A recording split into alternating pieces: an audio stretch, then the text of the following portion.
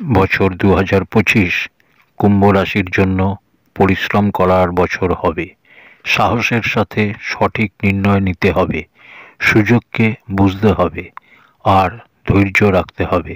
মনে রাখবেন 2025-এ এটাই আপনার সফলতার মূল মন্ত্র।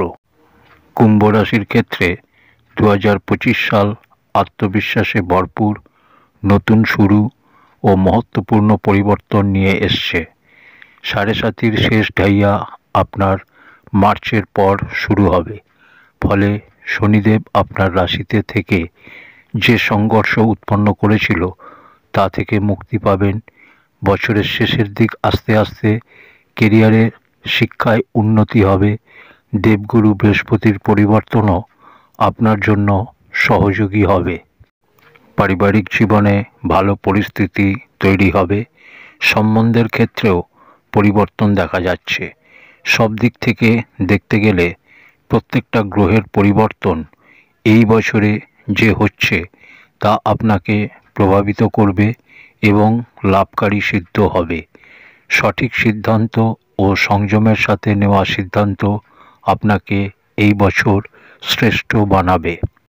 নমস্কার দর্শক বন্ধুরা, জ্যোতিষ বর্ণনা চ্যানেলে আপনাদের সকলকে স্বাগত। কুম্ভ রাশির জাতক ও জাতিকাদের 2025 সালের নতুন বছরের শুভেচ্ছা জানাই।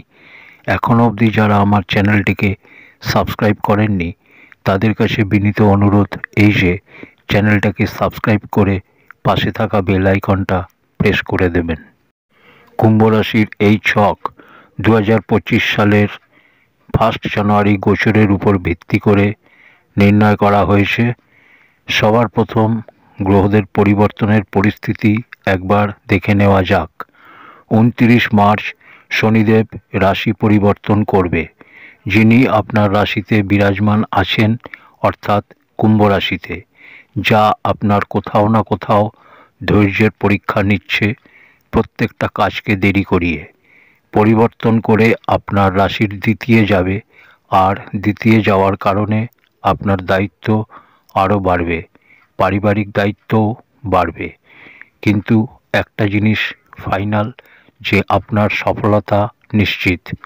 দেবগুরু বৃহস্পতি 14 মে অবধি আপনার রাশির চতুর্থে থাকছে, আর এরপর পঞ্চমে যাবে।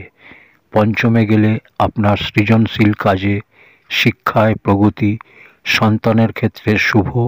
আর এর আগে চতুর্থে থাকাকালীন সময় কোনো সমস্যা নেই। চতুর্থের গুরু উচ্চের সমান ফল দেওয়া মানা হবে এবং ভালো রেজাল্ট দেবে। 18 মের পর রাহুর পরিবর্তন হবে। রাহু আপনার রাশির দ্বিতীয় আসে, অর্থাৎ 18 মে অবধি, আর তারপর পরিবর্তন হয়ে আপনার রাশিতে চলে আসবে। তো দ্বিতীয় যতক্ষণ আসে ততক্ষণ আর্থিক ক্ষেত্রে আপ ডাউন পরিস্থিতি থাকবে। আর কেতুর কথা যদি বলি, 18 মে অবধি অষ্টমে কেতু, আর তারপর সপ্তমে কেতু আসবে। এখানে আপনার গুপ্ত শত্রুকে জাগ্রত করবে। স্বাস্থ্য নিয়ে সমস্যা আসতে পারে। দেবগুরু বৃহস্পতি যখন 19 অক্টোবর পুনরায় রাশি পরিবর্তন করে কর্কটে যাবে, তখন আপনার রাশির ষষ্ঠের সাথে সম্বন্ধ তৈরি হওয়া এবং আপনার রাশির উপর ওনার দৃষ্টি পড়া, স্বাস্থ্য সম্বন্ধিত সমস্যায় পরিবর্তন, শত্রুর উপর বিজয়, পৈতৃক সম্পত্তি নিয়ে কোনো বিবাদ হোক বা ধন সম্বন্ধিত কোনো সমস্যা হোক, এই সমস্ত সমস্যা থেকে মুক্তি দেবে। যদিও এই সময়টা খুব লম্বা সময় হবে না। 4 ডিসেম্বর দেবগুরু বৃহস্পতি পুনরায় বক্র অবস্থায় আপনার রাশির পঞ্চমে চলে আসবে, ফলে শিক্ষার্থীদের জন্য ভালো হবে। আপনি সৃজনশীল কাজ করতে পারবেন এবং আগে এগিয়ে যাবেন। 2025 সাল আপনার কেরিয়ার ও ব্যবসার জন্য কেমন, এবার সেটা জেনে নেওয়া যাক। জানুয়ারি থেকে মার্চ অবধি সময় নিলে, যখন শনিদেব আপনার রাশিতেই গোচর করছে, লগ্নে শনিদেবের গোচর আপনার আত্মবিশ্বাস ও নেতৃত্বের ক্ষমতাকে বাড়াবে। কিন্তু প্রত্যেকটা কাজকে দেরি করানোর জন্য আপনি মানসিক দিক থেকে অশান্তিতে থাকবেন। চাকরি ও পেশার ব্যক্তিদের দায়িত্ব আরও বাড়বে। আপনার উপর প্রেশার বাড়বে। আপনার মধ্যে উদাসীনতাও আসবে। মানসিক দিক থেকে সমস্যায় থাকবেন। এপ্রিল থেকে আগস্ট সময় অবধি যদি চলে যায়, তখন শনিদেব রাশি পরিবর্তন করেছে। রাহু, কেতু ও দেবগুরু বৃহস্পতিও রাশি পরিবর্তন করেছে।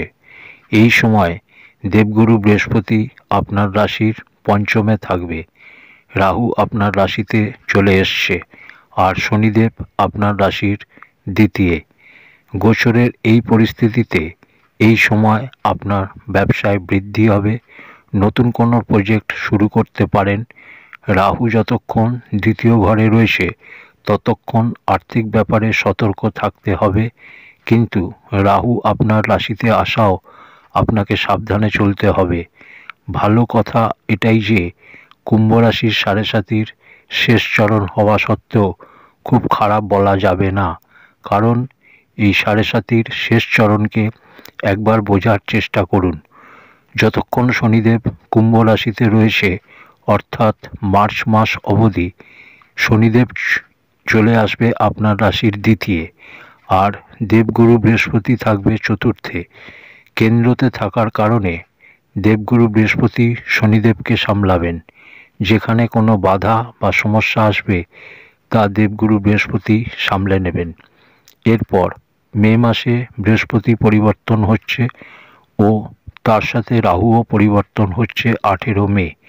এখানে রাহু যে আপনার রাশিতে আসবে, তখন বৃহস্পতি পরিবর্তিত হয়ে পঞ্চম ঘর থেকে রাহুকে দৃষ্টি দেবে। এবার রাহু সম্বন্ধিত যে সমস্যা আসতে পারে তা ফের দেবগুরু বৃহস্পতি সামলে নেবে। কুম্ভ রাশির জন্য দেবগুরু বৃহস্পতি সর্বদা মূল্য প্রদায়ক গ্রহ হয়।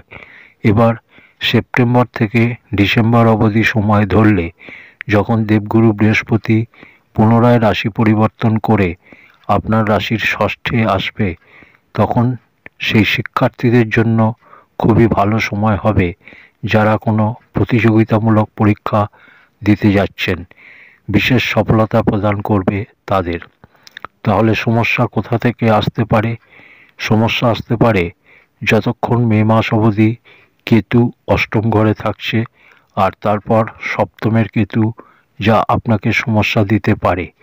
অংশীদারি কারবারে বাধা, জীবনসাথীর স্বাস্থ্য নিয়ে চিন্তা, আর আপনার স্বাস্থ্য নিয়ে কোনো না কোনো সমস্যা। 2025 সালে আর্থিক দৃষ্টিকোণ থেকে কুম্ভ রাশির কেমন যাবে? তো বছরের শুরু থেকে যদি দেখা হয়, তো শনিদেব আপনার রাশিতে থাকছে, যা আপনার আয়কে স্থির রাখবে। এরপর আপনার রাশির দ্বিতীয় হবে, ফলে আপনার ব্যয়কে বৃদ্ধি করাবে। অর্থাৎ মার্চ মাসের পর শনিদেব আপনার রাশিপতি হয়, আবার ব্যয়স্পতিও হয়। রাশিপতি হওয়ার কারণে কোনো সমস্যা তো নেই, কিন্তু ব্যয়স্পতি হওয়ার কারণে ব্যয়কে আপনাকে নিয়ন্ত্রণে রাখতে হবে। যখনই শনিদেব রাশি পরিবর্তন করে দ্বিতীয় যাবে, আর ওদিকে দেবগুরু বৃহস্পতি যখন রাশি পরিবর্তন করবে, তখন লম্বা সময় ধরে কোথাও আপনার অর্থ ফেঁসেছিল, সেই অর্থ ফেরত আসার সম্ভাবনা তৈরি হবে। বছরের মাঝের দিকে এলে 18 মে রাহু রাশি পরিবর্তন করবে, তখন আপনার রাশিতে আসবে এবং হঠাৎ লাভের পরিস্থিতি তৈরি করবে। কিন্তু তার সাথে সাথে অপ্রয়োজনীয় খরচাও কিছু হবে। 14 মে দেবগুরু বৃহস্পতিও রাশি পরিবর্তন করবে, ফলে ধনাগমন হতে থাকবে। তার জন্য আপনার চিন্তার কোনো কারণ নেই। অনাবশ্যক খরচ যাতে না হয় তার একটা প্ল্যানিং আপনাকে করে রাখতে হবে। বছরের শেষের দিকে এলে দেবগুরু বৃহস্পতি পঞ্চম ও পরে ষষ্ঠে হবে। এই সময় আপনার জন্য ভালো হবে। বিনিয়োগ থেকে আপনি লাভবান হবেন। একটা ব্যাপারে বিশেষ খেয়াল রাখতে হবে, আপনাকে আর্থিক ব্যাপারে কোনো তাড়াহুড়ো করার সিদ্ধান্ত নেবেন না। অর্থাৎ কোনো জায়গায় ইনভেস্ট করতে চাইছেন তো ভাবনা চিন্তা করে করতে হবে, কারণ হচ্ছে কেতু আপনার রাশির সপ্তমে থাকবে এবং সেক্ষেত্রে তাড়াহুড়োতে কোনো সিদ্ধান্ত নিলে ক্ষতিগ্রস্ত হবেন। 2025-এ কুম্ভ রাশির স্বাস্থ্য নিয়ে বলতে গেলে শনিদেবের যতক্ষণ গোচরে সঞ্চালন চলছে ততক্ষণ শারীরিক ও মানসিক এই দুটো দিক থেকেই আপনার স্বাস্থ্যের উপর প্রতিক্রিয়া ফেলবে, মনকে অশান্ত করবে। কোনো কাজ যখন সময় মতো হয় না তখন এমনিতেই মানুষ হতাশ হয়ে পড়ে, মানসিক দিক থেকে অশান্ত হয়ে পড়ে। এই সমস্যা তো আপনার হবে। কেতু আপনার রাশির অষ্টমে থাকছে, তো ত্বক সম্বন্ধিত রোগ ও পেট সংক্রান্ত সমস্যা দেবে। আর ওদিকে রাহু দ্বিতীয় ঘরে ও আপনার রাশিতে আসলে অনিদ্রা সংক্রান্ত সমস্যা ও মানসিক অশান্তি বাড়াবে। ব্লাড প্রেশার ও যারা হার্টের সমস্যায় ভুগছেন তাদের স্বাস্থ্যের দিকে বিশেষ খেয়াল রাখতে হবে। বিবাহিত জীবন ও প্রেম সম্বন্ধ নিয়ে বলতে গেলে জানুয়ারি থেকে মার্চ অবধি সময়, অর্থাৎ যখন শনিদেব রাশি পরিবর্তন করেনি ততক্ষণ প্রেম সম্বন্ধে কোনো সমস্যা নেই। জানুয়ারি থেকে জুন অবধি সময় ধরলে সেরকম কোনো সমস্যা নেই প্রেম সম্বন্ধে। আর জুন মাসের পর প্রেম সম্বন্ধে আরও মজবুত পরিস্থিতি তৈরি হবে। অবিবাহিত হলে বিবাহের প্রস্তাব আসবে। জুলাই থেকে ডিসেম্বর অবধি সময় ধরলে বিবাহিত জীবনে কিছু সমস্যা দেখা দিতে পারে, কারণ মে মাসের পর রাহু ও কেতু আপনার যে সপ্তম ঘরের সাথে সম্বন্ধ তৈরি হবে সেখানে আপনার দাম্পত্য জীবনে ভুল বোঝাবুঝির পরিস্থিতি তৈরি করবে। ব্যর্থ বিবাদ হবে, আপনি বলবেন কিছু তার মানে অন্য হয়ে যাবে। তাই এখানে কিছু সমস্যা আছে। রাহু ও কেতুর জন্য এই সমস্যা তৈরি হবে। শিক্ষা ও সন্তান নিয়ে বলতে গেলে 2025 সালের 14 মের পর দেবগুরু বৃহস্পতি যখন পঞ্চমে আসবে তখন বিদ্যার্থীদের জন্য খুব ভালো সময় হবে। যারা উচ্চশিক্ষা নিতে চাইছেন তাদের জন্য খুব ভালো সময়। যারা বিদেশে গিয়ে শিক্ষা গ্রহণ করতে চাইছেন তাদের জন্য সময় অনুকূল। সন্তান পক্ষের কাছ থেকে ভালো কোনো খবর পাবেন। এছাড়া সন্তান প্রাপ্তির ক্ষেত্রেও সময় অনুকূল, অর্থাৎ সন্তানের চাহিদা থাকলে তা পূরণ হবে। 18 মের পর রাহু যখন আপনার রাশিতে আসবে তখন কিছু সমস্যা তৈরি হবে। বিদ্যার্থীদের মন পড়াশোনার ক্ষেত্রে অশান্ত হবে। এটা যারা নিচু ক্লাসের বিদ্যার্থী তাদের জন্য হবে। প্রিয় দর্শক বন্ধুরা, এই ছিল 2025-এর কুম্ভ রাশির বার্ষিক রাশিফল। আজ এই অবধি। পরের ভিডিওতে আবার কথা হবে। ধন্যবাদ।